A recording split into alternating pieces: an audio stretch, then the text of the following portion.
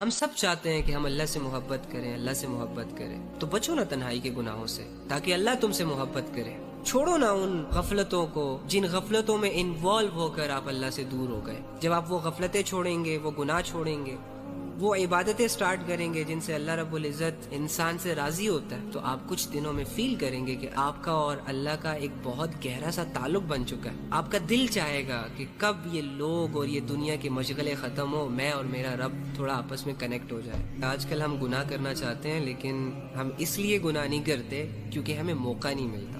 حالانکہ جو اللہ والے ہوتے ہیں نا، وہ اس لیے گناہ نہیں کرتے کہ یار اللہ ناراض ہو جائے گا۔ ہم جو گناہوں سے بچ رہے ہیں نا، وہ اس لیے بچ رہے ہیں کیونکہ ہمیں گناہ کرنے کا موقع نہیں مل رہا۔ شکر کرو اللہ کا۔ بہت کم ہوتا ہے کہ انسان کو گناہ کا موقع ملے اور موقع ہونے کے باوجود وہ اللہ کے خوف سے گناہوں سے پیچھے ہو جائے۔ اصل ایمان بھی یہی ہے کہ آپ کے پاس گناہ کرنے کا موقع ہے، آپ کے پاس اپنی خواہش، اپنی لذت کو پورا کرنے کا موقع ہے، کوئی نہیں ہے، لیکن آپ کو اللہ کا ڈر گناہوں کے قریب جانے سے روک دیتا ہے۔ اب اللہ کے لیے گناہوں سے پیچھے ہو جاتے ہو، تو یہ عمل اللہ کو اتنا محبوب ہے، اتنا محبوب ہے کہ اللہ خود ایسے انسان سے، ایسے لڑکے سے، ایسی لڑکی سے محبت کرنا شروع ہو جاتا ہے۔